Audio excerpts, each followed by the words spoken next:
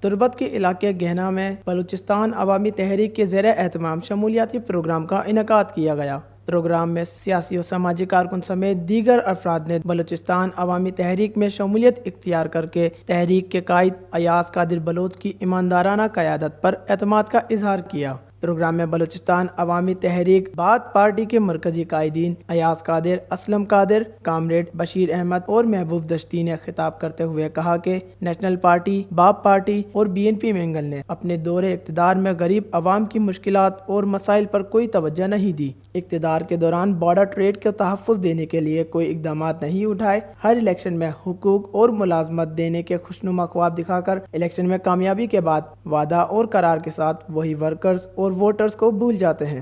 Programme میں catch کے معروف ماہر تعلیم پروفیسر غلام رسول خالد کی وفات پر خاموشی اختیار کر کے ان کی تعلیمی خدمات پر خراج عقیدت پیش کی گئی۔